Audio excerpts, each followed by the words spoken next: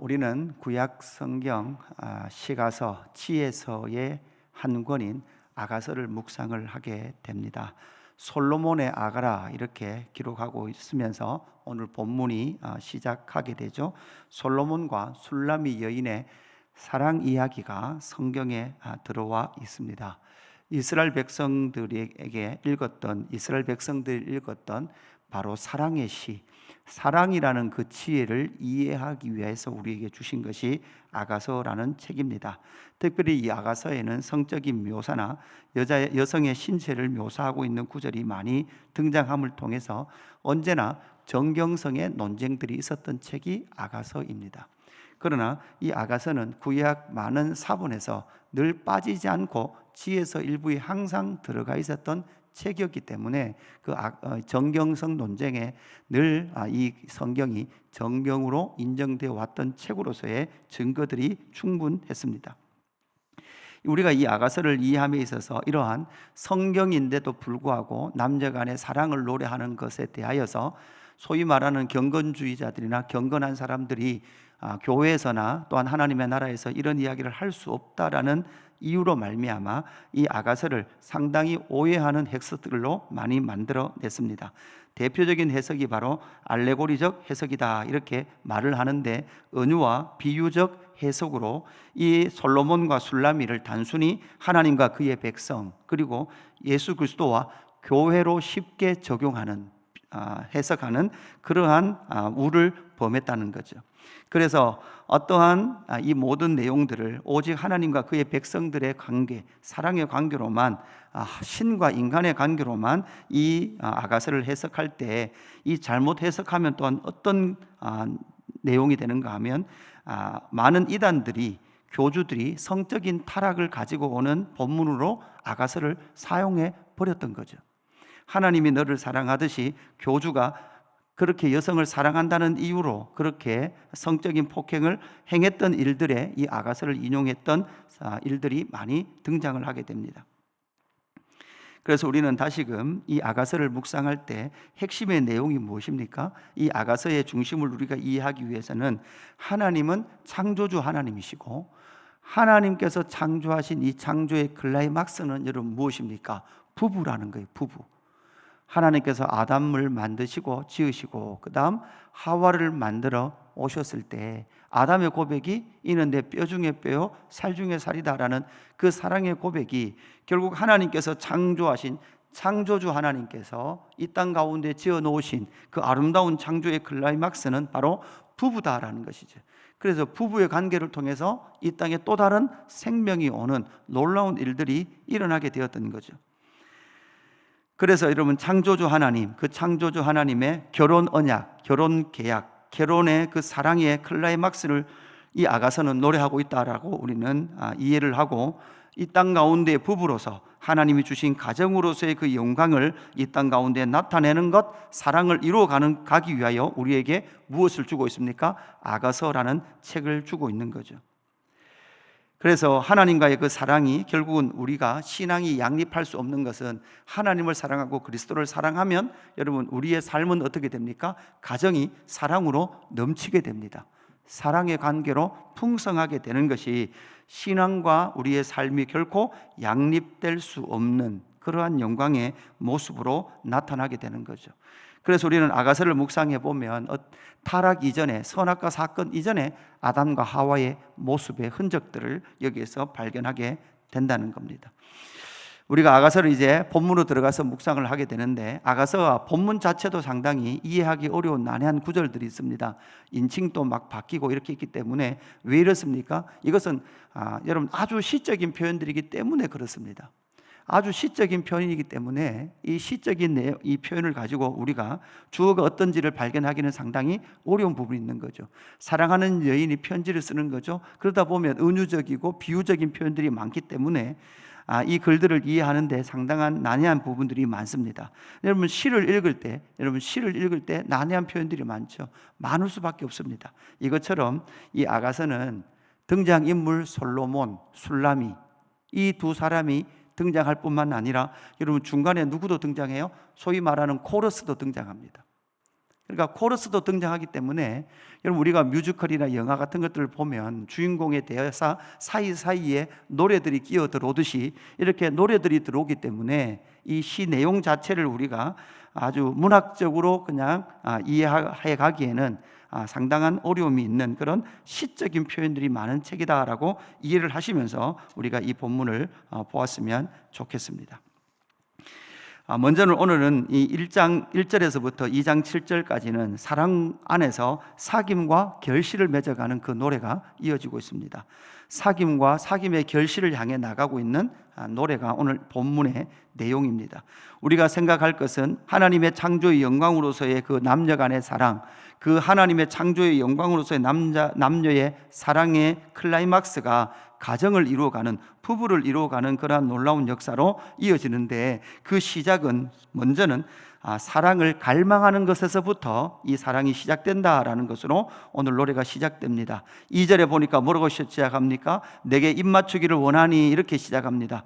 여러분 성경에 있는 이 아가서의 시작 첫 부분이 바로 입맞추기를 원하니 이렇게 말하고 있죠. 사랑을 갈망하고 있는 그 모습이 나타나고 있습니다. 특별히 술람이 여인이 내게 입맞추기를 원하니 내 사랑이 포도주보다 나음이로다, 이렇게 노래를 하고 있죠. 2절에 내 기름이 향기로워 아름답고 내 이름이 쏟은 향기름 같으므로 처녀들이 너를 사랑하는구나, 이렇게 고백하고 있습니다. 여러분 이는 누굽니까? 이 대상은 누굽니까? 4절에 왕이 나를, 이렇게 말하고 있습니다. 왕, 이 여인이 사랑하는 대상이 누구죠? 왕이에요. 그 솔로몬 왕을 사랑하는데 그 사랑하는 솔로몬을 보니까 처녀들이 사랑하기에 충분한 그러한 멋있는 남자라는 거죠. 모든 것을 갖춘 그런 남자다라는 겁니다. 4절에 왕이 나를 그의 방으로 이끌어 들이시니 너는 나를 인도하라, 우리가 너를 따라 달려가리라, 이렇게 말을 하고 있죠. 우리가 너를 따라 달려가리라. 이 4절은 사실은 코러스의 노래입니다. 코러스의 노래가 등장하면서 우리가 너를 따라 달려가리라, 우리가 너로 말미암아 기뻐하며 즐거워하리니 내 사랑이 포도주보다 더 진함이라, 처녀들이 너를 사랑함이 마땅함이니라, 이렇게 말하고 있습니다. 그래서 코러스의 노래가 모든 처녀들이 볼 때 솔로몬을 사랑하기에 충분하다, 이렇게 노래를 하고 있고, 술람이 여인을 향하여서도 우리가 너를 따라 달려가리라, 이렇게 말을 하면서 여러분 뭐 하고 있습니까? 사랑을 갈망하고 있는 거죠. 사랑의 갈망으로부터 무엇이 시작됩니까? 사랑이 시작됩니다. 사람은 언제나 사랑을 갈망합니다. 사랑하고 싶습니다. 사랑의 입맞춤, 그리고 사랑의 입맞춤과 여러분 포도주로 비유되죠. 여러분 사랑의 입맞춤과 포도주의 특징이 무엇입니까? 포도주의 특징이 뭡니까? 취함이에요. 취함. 사랑에 취하기를 원하는, 그 사랑을 갈망하는 한 여인의 노래가 이 아가서를 시작하고 있다라는 것이죠. 여러분 인류는 결국 무엇으로 이곳까지 왔습니까? 사랑으로 이곳까지 왔습니다. 사랑이 없었다면 인류는 대를 이어 나갈 수도 없었을 거예요. 사랑이 없었다면 나라와 민족을 이루기도 어려웠을 거예요. 사랑의 반대편에 그러한 욕망이 무엇을 깨트렸습니까? 인류를 깨트려 왔습니다. 사랑만이 인류를 이곳까지 이끌어 왔다라는 것을 우리는 너무나 잘 알고 있는 거죠. 이것처럼 사랑을 갈망하는 이 여인의 노래가 바로 사랑의 갈망, 사랑의 결실을 시작하는 그 처음, 사랑을 갈망하다라는 이 노래로 시작하고 있더라라는 거죠. 5절부터 나타나는 8절까지는 무엇입니까? 사랑을 갈망하는데 사랑 안에는 두려움이 있습니다. 사랑 안에는 두려움이 있는데 5절에 보니까 술람이 여인이 이렇게 노래합니다. 예루살렘의 딸들아, 내가 비록 거무나 아름다우니 게달의 장막 같을지라도 솔로몬의 희장과도 같구나. 이 노래는 무엇인가? 예루살렘의 딸들아, 내가 비록 거무나, 이 술람이 여인은 검은 여인이었던 것 같습니다. 그러니까 여러분 이스라엘 백성들을 보니까, 노래하는 여인들을 보니까 상당히 피부가 곱고 희고 아름다워요. 그런데 술람이 여인은 여러분 어떻습니까? 피부가 검어요.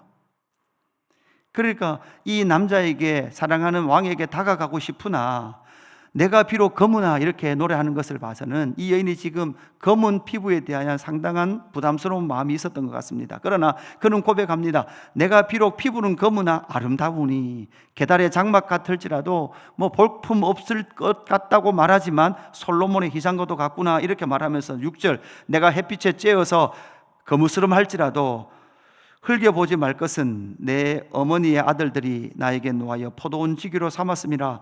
나의 포도원을 내가 지키지 못하였구나. 이 말은 무슨 말입니까? 자기의 미모, 자기의 피부를 지키지 못했다.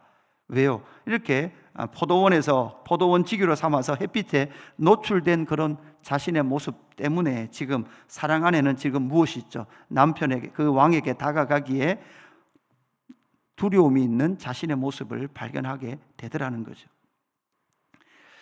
그럼에도 불구하고 그는 계속해서 노래합니다. 7절, 내 마음으로 사랑하는 자야.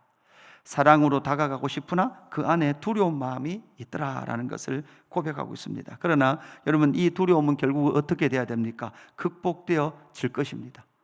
결국은 사랑은 이 두려움, 각자를 향한, 또한 상대를 향한 나가는 마음의 그 두려움이 결국 극복이 될 때에 아름다운 사랑의 결실을 맺어가게 되는 겁니다. 여러분, 사랑은 무엇을 이깁니까? 두려움을 이깁니다.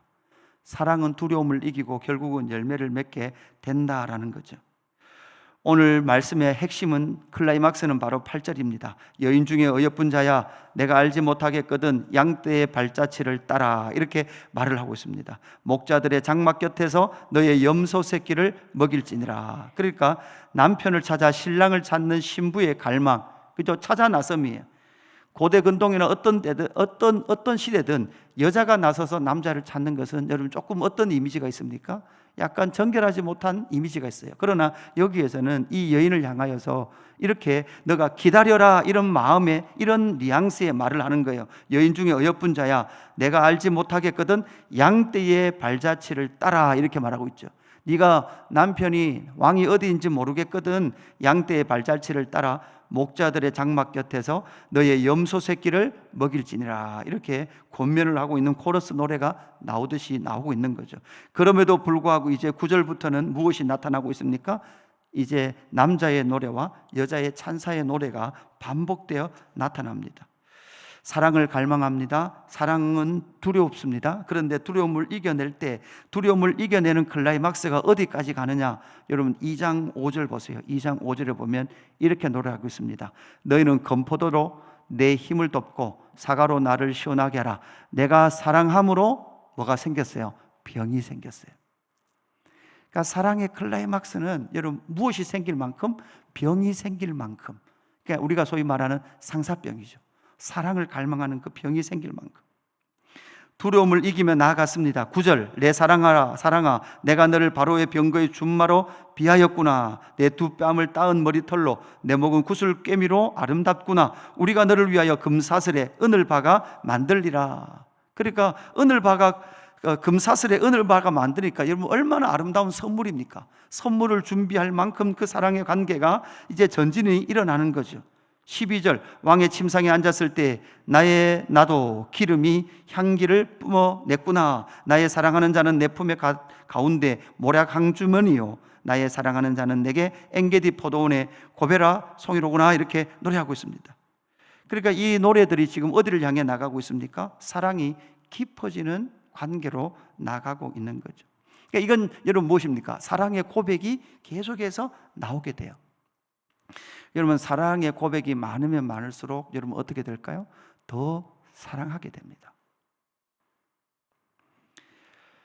그 사랑의 고백이 깊어지면 깊어질수록, 표현이 깊어지면 깊어질수록 사랑으로 말미암아 여러분 병들었다고, 병이 생겼다고 할 만큼 사랑의 풍성한 그 마음과 감정들이 우리 안에 생겨나는 거죠. 이게 여러분 뭡니까? 하나님의 창조의 원래의 모습이었습니다. 우리는 사랑을 갈망하는데, 아내가 사랑을 갈망하는데도 불구하고 뭐 하죠? 표현하지 않죠. 남편이 사랑을 요구하는데도 불구하고 표현하지 않습니다. 근데 여러분, 우리가 아가서를 묵상하면서 이 아가서 시를 여러분 좀 외우십시오. 외우고 고백하십시오. 내 사랑아 너는 어여쁘고 어여쁘다. 오늘 숙제를 드려야 되겠습니다. 아가서 1장 15절, 남편들은 아내에게 오늘 내 사랑아 너는 어여쁘고 어여쁘다. 내 눈이 비둘기 같구나. 그죠? 그러니까 사랑을 갈망할 때는, 사랑을 표현하면 그 사랑은 더 어떻게 돼요? 더 풍성해지는 거죠. 2장 4절 말씀 보십시오. 2장 4절 그가 나를 인도하여 잔치집에 들어갔으니 그 사랑은 내 위에 깃발이로구나. 그러니까 사랑이 우리 안에 깃발이에요. 승리의 깃발이에요. 이것이 우리는 하나님의 사랑, 창조주 하나님의 사랑이 사람에게 나타났고, 창조주 하나님의 사랑이 바로 사람이 사람을 만나 사랑함을 통해서 하나님의 형상을 이루어가는 것 자체가 승리의 깃발이라는 거예요. 그 사랑의 은혜, 그 사랑의 관계가 저와 여러분의 가정 속에, 부부 관계 속에 여러분 먼저 풍성히 일어나기를 주님의 이름으로 축복합니다. 자녀에게 사랑한다는 말은 그냥 나와요. 맞죠? 그건 그냥 되잖아요. 근데 부부의 관계에서는요, 여러분 그 부부의 관계에서는 가장 하나님께서 만드신 창조의 원상으로서의 그 사랑의 관계가 견고할 때에 다른 자녀 교육 필요 없습니다. 부부가 정말 은혜 가운데 사랑할 때에 그것이 가장 하나님을 잘 알려주는 가장 아름다운 교육이 될 줄로 믿습니다.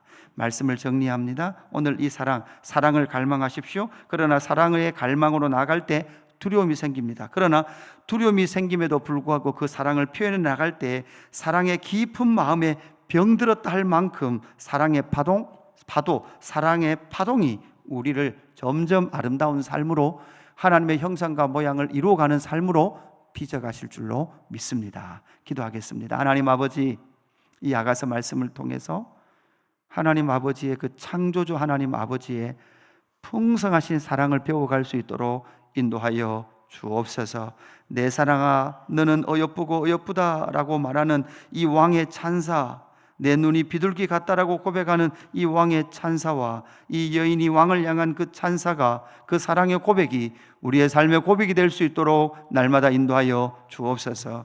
하나님의 그 창조의 영광이 가정으로 나타났고 부부의 관계를 통해서 나타났던 그 사랑의 은혜가, 그 사랑은 내 위에 깃발이로구나 라고 고백하는 승리의 고백이 될 수 있도록 날마다 인도하여 주옵소서. 하나님, 서로 사랑을 갈망하고 그 갈망한 사랑이 두려움을 넘어 아름다운 결실을 맺으며 사랑의 찬사들이 가정 가운데 선포되고 고백되어질 수 있도록 날마다 인도하여 주옵소서. 감사함을 드리며 구주 예수 그리스도의 이름으로 기도드리옵나이다. 아멘.